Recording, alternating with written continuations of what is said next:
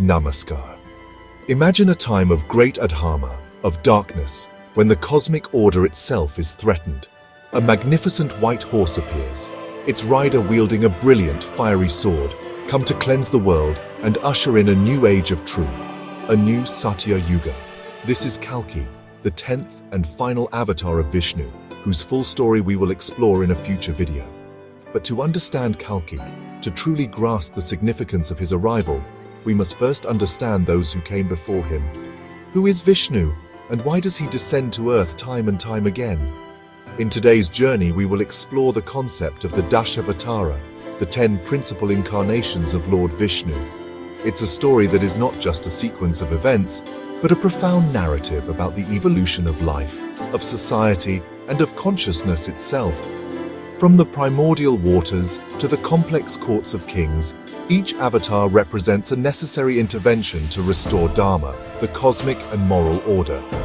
This is a story about balance, about the eternal struggle between Deva and Asura, and about the divine grace that sustains our world. So join me, Manav Bohara, as we delve into these timeless tales. This exploration will be in English, with subtitles available, so we can all share in this profound wisdom together. We will see how each form, each Leela or divine play, carries a unique lesson, a unique perspective on the nature of reality and our place within it. Let us begin our journey with the very first avatar who emerged when the world was threatened by a great cosmic flood. Our story begins not on land, but in the vast, primordial ocean, the source of all life. It was a time when the world was young, and humanity was represented by a wise and righteous king named Manu Satyavrata. One day, while performing his morning ablutions, a tiny fish swam into his cupped hands. The fish pleaded with him, "O king, save me from the larger fish who wish to devour me, and I shall protect you in return." Moved by compassion, Manu placed the fish in a small pot, but this was no ordinary fish. Overnight it grew too large for the pot. Manu moved it to a larger vessel, then a pond, then a lake, and finally, the great river Ganga. Each time the fish outgrew its container, its size becoming truly cosmic. Manu, realizing he was in the presence of a divine being, bowed and asked, "Who are you, O mighty one? Your form defies all natural laws." The fish revealed itself as Matsya, an incarnation of Lord Vishnu. Matsya then delivered a grave prophecy. A great deluge, a pralaya, was coming that would submerge the entire world, cleansing it of corruption and adharma. He instructed Manu to build a colossal boat and to gather on it the Saptarishis, the 7 great sages, along with seeds of every plant and a pair of every animal. This was not just about saving life, but about preserving knowledge, wisdom, and the very potential for a new creation. When the torrential rains began and the oceans swelled, Manu and his precious cargo were tossed about on the violent waves. Just as he had promised, Matsya appeared, now magnificent with a golden horn. Manu tied his boat to the horn using the great serpent Vasuki as a rope. The divine fish then guided the ark safely through the storm, pulling them through the churning, chaotic waters for an entire cosmic night. When the waters finally receded, Matsya led the boat to rest atop the highest peak of the Himalayas. Manu, the sages, and all the creatures disembarked onto a cleansed and purified earth. In this act, Vishnu, as Matsya, did not just save humanity from a flood, he saved Dharma itself. He ensured that the sacred Vedas, the repository of all knowledge, which had been stolen by the demon Hayagriva and hidden in the depths, were recovered and passed on, allowing for the dawn of a new cycle of existence. He is the savior of knowledge. After the great flood, the world was renewed, but the balance of power was fragile. The Devas, the celestial gods, had lost their strength and immortality due to a curse by the sage Durvasa. They were vulnerable, and the Asuras, their powerful cousins, threatened to overwhelm them and seize control of the cosmos. In their desperation, the Devas approached Lord Vishnu for guidance. He proposed a monumental task, the churning of the ocean of milk, the Kshira Sagara, to produce Amrita, the nectar of immortality. This was a task of such immense scale that the Devas could not accomplish it alone. They needed the help of their rivals, the Asuras. A temporary truce was brokered with the promise of sharing the Amrita. For the churning rod, they chose the mighty Mount Mandara. For the churning rope, they enlisted the king of serpents, Vasuki. The Devas took hold of Vasuki's tail and the Asuras, his head. The great churning began. However, a critical problem soon arose. The mountain, immense and heavy, had no stable foundation on the ocean floor. It began to sink into the milky depths, threatening to bring the entire enterprise to a catastrophic halt. The hopes of the Devas and Asuras were sinking with it.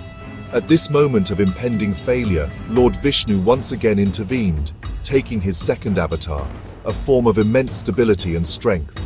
He descended into the ocean as Kurma, a colossal tortoise. He positioned himself directly beneath Mount Mandara, offering his vast, impenetrable shell as the pivot point. The mountain now rested securely on Kurma's back, stable and unmoving. With this divine support, the churning could resume with renewed vigor. For 1,000 celestial years they churned, the mountain spinning on the tortoise's back, the ocean frothing and yielding its treasures. The effort was immense. The serpent Vasuki, pulled back and forth, spewed a deadly poison called Halahala, which threatened to destroy all of creation before Lord Shiva consumed it to save the world. But because of Kurma's unwavering support, the churning continued until finally, wondrous things emerged. The wish-fulfilling cow Kamadhenu, the celestial horse Ukhaishravas, the goddess Lakshmi herself, and at last, the physician of the gods, Dhanvantari, carrying the pot of Amrita. Kurma demonstrates that for any great achievement, a stable, silent, and strong foundation is essential. He is the quiet supporter of all great endeavors.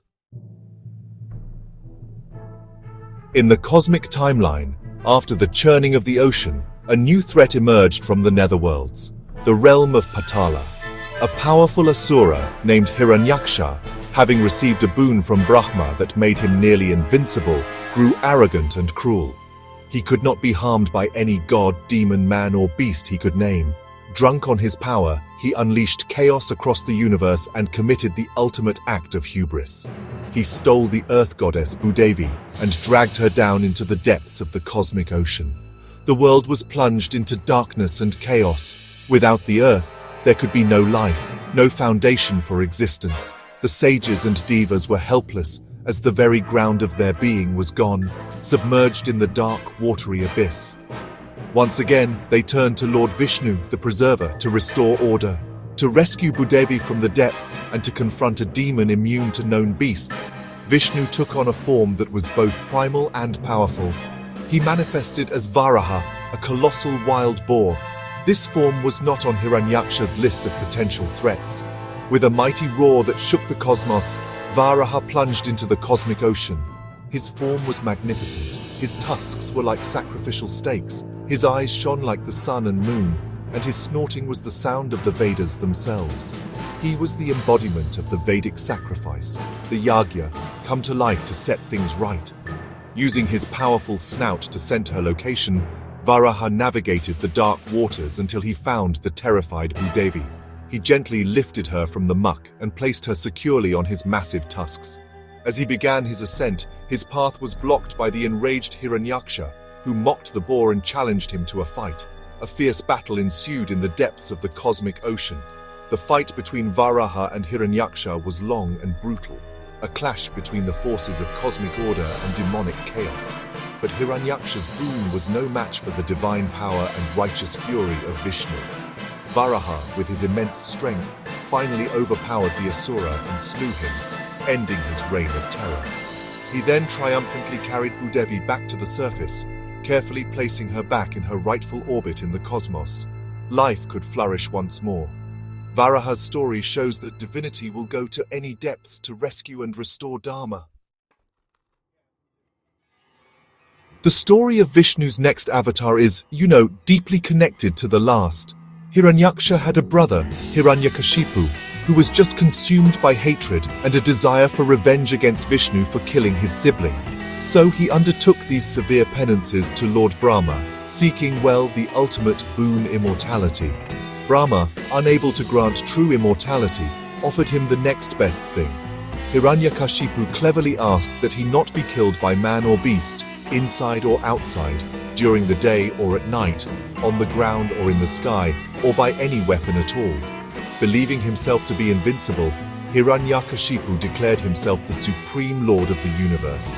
He outlawed the worship of Vishnu and subjected all who defied him to honestly horrific torture. He became the very epitome of the tyrannical ego that sees itself as God. Ironically, his own son Prahlada was born a devout and unwavering devotee of Lord Vishnu. Despite his father's threats, punishments, and even attempts on his life, Prahlada's faith never wavered.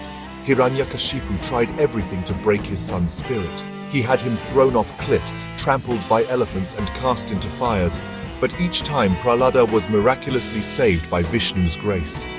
Finally, in a fit of rage, Hiranyakashipu demanded to know where this Vishnu, his enemy, was hiding. Prahlada calmly replied, "He is everywhere." The furious king pointed to a pillar in his palace hall and roared, "Is he in this pillar then?" Prahlada serenely answered, "Yes, he is." Enraged beyond measure, Hiranyakashipu smashed the pillar with his mace. At that very moment, with a deafening roar that split the pillar asunder, Vishnu emerged in his most terrifying form, Narasimha. He was neither man nor beast, but a fearsome combination of both, a half-man, half-lion. This form cleverly bypassed every condition of Hiranyakashipu's boon. The moment of his appearance was also, well, precise. It was twilight, which is neither day nor night. Narasimha seized the demon king, dragged him to the threshold of the palace, which is neither inside nor outside, and placed him on his lap, which is neither ground nor sky. Then, using his sharp claws, which are not weapons, he disemboweled and killed the tyrant, ending his reign of terror. Narasimha shows us that divinity transcends all dualities, and that faith can summon protection in the most unexpected and powerful forms, especially to protect the innocent. He is truly the protector of devotees. In the lineage of the devout Prahlada, a great king named Bali eventually came to power. Unlike his ancestor Hiranyakashipu, Bali was not inherently evil. In fact, he was generous, powerful, and a just ruler. However, under the guidance of his guru, Shukracharya, his ambition grew. Through immense sacrifices and austerities, he conquered the three worlds, heaven, earth, and the netherworld, displacing Indra and the Devas from their celestial home. While Bali was a good king to his subjects, his conquest had, disrupted the cosmic order. The Devas, once again powerless and exiled, sought the help of their mother Aditi. She performed intense penances to Lord Vishnu, pleading for him to restore her sons to their rightful place. Vishnu, pleased with her devotion, promised to be born as her son and set things right. He incarnated as Vamana, a charming and radiant dwarf Brahmin boy. Vamana, carrying a simple wooden umbrella and a water pot, went to the grand sacrificial ceremony being conducted by King Bali. The king, known for his magnanimity, was offering gifts to all Brahmins who came. Seeing the diminutive, glowing boy approach, Bali was impressed and respectfully offered to grant him any wish. Vamana, with a gentle smile, made a humble request. "O king, I ask only for a small piece of land, as much as I can cover in 3 of my strides." King Bali laughed at the seemingly trivial request. His guru, Shukracharya, who had recognized Vamana as Vishnu in disguise, warned him not to grant the wish. He knew it was a divine trick to reclaim the heavens. However, Bali, a man of his word, felt it would be a great sin to refuse a promise made to a Brahmin. He dismissed his guru's warning and proudly agreed to grant the dwarf's request, sealing the promise with sacred water. The moment the promise was made, the humble dwarf Vamana formed a cosmic force, retrieving empathy. With his first step, covered in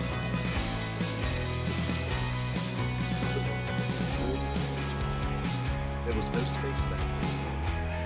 Turning to right, Vamana promised 3 steps where she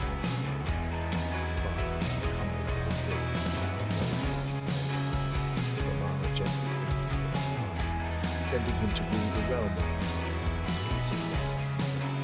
Vamana teaches that pride leads to a fall, but humility, keeping one's word, even in defeat, earns divine grace. As society evolved, it became stratified into a caste system, a Varna system meant to organize society by function. The Kshatriyas were the warrior and ruling class, entrusted with protecting the people and upholding justice. However, over time, many Kshatriyas became corrupt, arrogant, and tyrannical. They abused their power, oppressed the common people, and disrespected the Brahmin priestly class, disrupting the social and moral fabric of the world. Dharma was once again in peril, this time from internal corruption within human society itself. To cleanse the world of this widespread adharma, Lord Vishnu took his sixth incarnation. He was born as the son of the great sage Jamadagni and his wife Renuka. He was named Rama, but he became known as Parashurama, meaning Rama with the axe, because he was given a celestial axe by Lord Shiva after performing intense penances. He was a unique avatar, a Brahmin by birth, but a warrior by karma, embodying both spiritual knowledge and martial fury.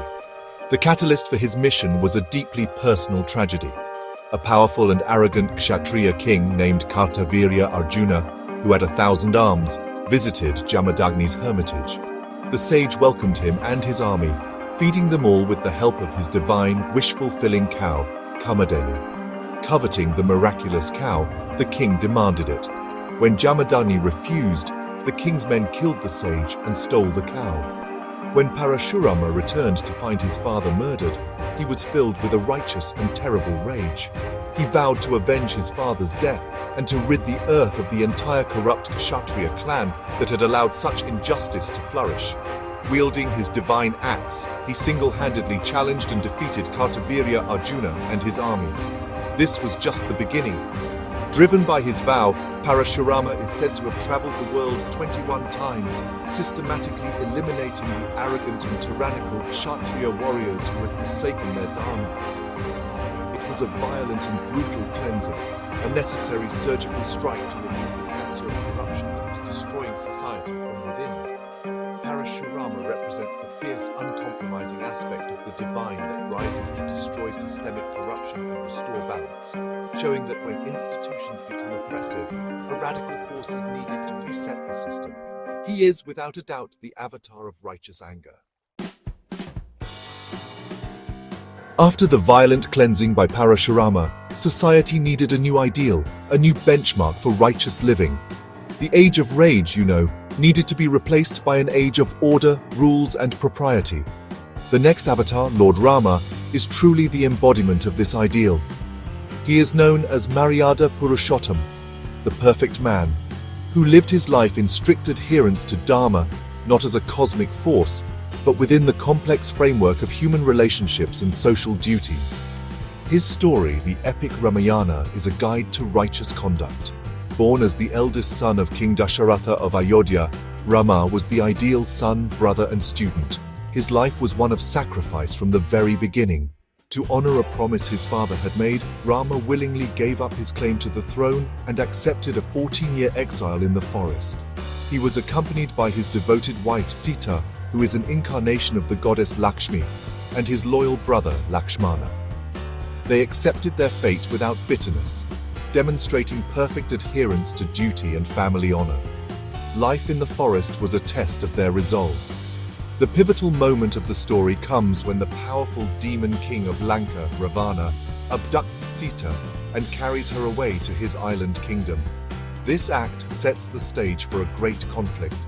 Rama's quest to rescue Sita is not just a personal mission, it is a war for Dharma itself. He gathers an army of Vanaras, forest-dwelling monkey men, with the help of his greatest devotee, the mighty Hanuman. The ensuing war with Ravana is a classic tale of good versus evil. Rama, with his divine bow and arrow, leads his army against Ravana's formidable demonic forces. The battle is epic, culminating in a final duel where Rama slays the 10-headed Ravana, freeing Sita and liberating the world from his tyranny. After completing his 14-year exile, Rama returns to Ayodhya and is crowned king, ushering in Rama Rajya, a golden age of peace, justice, and prosperity. Rama's life teaches the importance of duty, honor, integrity, and sacrifice.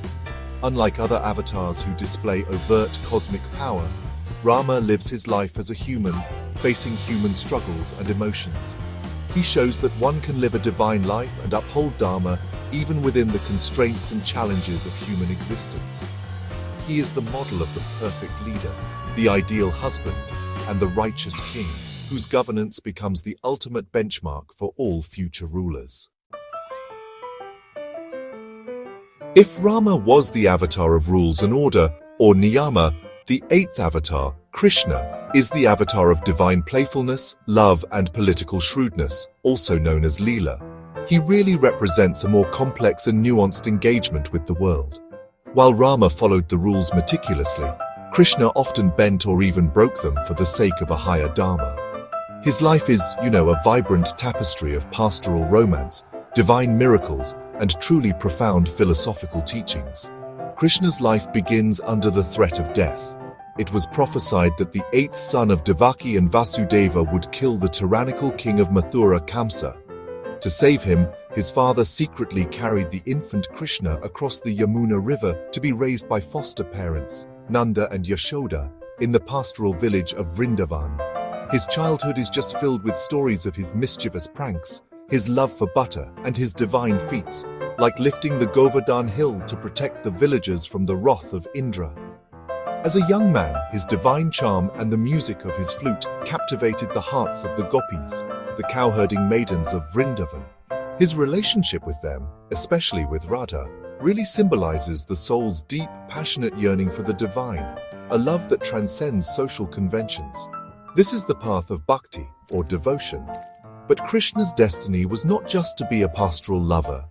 He was born to intervene in the world of politics and power. He eventually returns to Mathura, slays his uncle Kamsa, and liberates the people.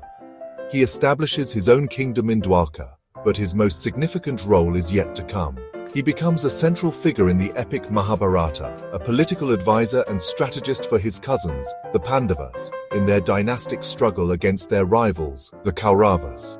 He does not fight in the war himself, but guides the Pandavas to victory. On the battlefield of Kurukshetra, just before the Great War begins, the Pandava hero Arjuna despairs at the thought of fighting his own kin. It is here that Krishna reveals his universal form and delivers his most famous teaching, the Bhagavad Gita. It is a profound discourse on duty, or dharma, action, or karma, and the nature of reality, becoming one of the most important philosophical texts in the world. Krishna is the complete avatar, the Purna Avatara, who engages with every aspect of human life: love, politics, war, and philosophy. The Vedic traditions, with their elaborate rituals and sacrifices, had over time become rigid and exclusionary for some. The emphasis on ritualism sometimes overshadowed the core philosophical and ethical teachings. In response to this, and to a world that needed a renewed message of inner peace and compassion, Lord Vishnu took his ninth incarnation. This avatar is a subject of some debate and variation across different Puranic traditions, but the most widely accepted ninth avatar is Siddhartha Gautama, the Buddha. Born a prince in Lumbini, Nepal, Siddhartha was shielded from all forms of suffering by his father, the king. He lived a life of luxury within the palace walls. However, his innate curiosity led him to venture outside, where he encountered for the first time an old man, a sick man, a corpse, and a wandering ascetic. These four sights shattered his sheltered reality and filled him with a profound sense of existential angst about the nature of suffering, aging, and death. Haunted by these truths, Siddhartha renounced his princely life, his wife, and his newborn son to embark on a spiritual quest to find the end of suffering. He practiced extreme asceticism for years, starving his body, but found that this did not lead to enlightenment. He realized that the path was not in extreme indulgence or extreme denial, but in the middle way, a path of moderation and mindfulness.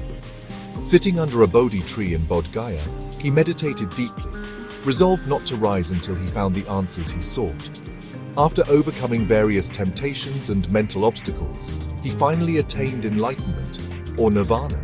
He became the Buddha, the awakened one. He had understood the Four Noble Truths, the truth of suffering, the cause of suffering, desire and attachment, the cessation of suffering, and the path to its cessation, which is the Noble Eightfold Path. For the rest of his life, the Buddha traveled and taught this path of compassion, non-violence, or ahimsa, mindfulness, and ethical conduct.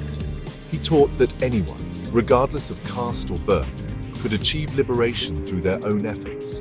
From a Vaishnava perspective, Buddha's incarnation was a strategic one. He appeared to teach a path of non-violence to stop the excessive animal sacrifice in rituals and to guide those who were not inclined towards Vedic traditions onto a path of dharma and compassion, thereby preserving the cosmic order in a gentle, transformative way. We now arrive at the final avatar, the one who is yet to come. The Dashavatara cycle is not just a story of the past, it is also a prophecy for the future. We are currently living in the Kali Yuga, the age of darkness, quarrel, and hypocrisy. According to the scriptures, as this age progresses, Dharma will continue to decline. Rulers will become corrupt and predatory, truth will be forgotten, and society will descend into chaos, greed, and godlessness. In this age, righteousness and virtue will diminish to a point where the world is steeped in adharma. People will be judged by their wealth and power, not their character. The sacred traditions will be abandoned, and humanity will lose its moral compass. It is at the nadir of this spiritual and moral decay, when darkness seems absolute and all hope is lost, that the 10th and final avatar of Vishnu will make his appearance. He will be born in a village called Shambhala to a righteous Brahmin named Vishnuyasha. His name will be Kalki. Unlike the avatars who came to teach or to reform, Kalki's purpose is one of destruction and renewal. He is the great cleanser, the reset button for the cosmos. He will appear riding a magnificent white horse named Devadatta, and he will wield a brilliant fiery sword that blazes like a comet. Kalki will be a formidable warrior, a divine force of retribution. He will ride across the earth, seeking out and destroying the wicked, the corrupt rulers, and all those who perpetuate adharma. His mission is not to convert or to teach, but to surgically remove the rampant evil that has consumed the world, much like a surgeon removes a diseased organ to save the body. This will be a great and terrible cleansing. After he has destroyed all vestiges of evil and purged the world of darkness, the conditions will be set for a new beginning. The destruction wrought by Kalki will pave the way for the dawning of a new Satya Yuga, a new golden age of truth, purity, and righteousness. The cycle of the Yugas will begin anew. Kalki represents the ultimate hope, that even in the darkest of times, the divine will intervene to destroy evil and re-establish Dharma, ensuring the eternal rhythm of creation is preserved. And so, our journey through the 10 avatars of Lord Vishnu comes to a close. From the fish in the primordial waters to the divine strategist on the battlefield, each incarnation serves a unique purpose, restoring balance and dharma in a way that is perfectly suited to the needs of the age. The Dashavatara is not just a collection of myths, it is a profound map of cosmic evolution, a story of how the divine engages with our world, in all its complexity and all its challenges. It shows us that no matter how dark things get, there is always a force for good, a promise of preservation and renewal. The final avatar, Kalki, remains a powerful prophecy, a symbol of hope for the future. He is the ultimate culmination of this divine cycle, the one who will usher in a new era of truth when the current age of darkness reaches its peak. The story of Kalki is vast and filled with fascinating details about the end of our current era and the dawn of the next. It is a story that deserves its own dedicated exploration, a deeper dive into the signs of his coming and the nature of his mission. That is why I am excited to announce that we are working on a full, long-form video dedicated entirely to the 10th avatar, Kalki.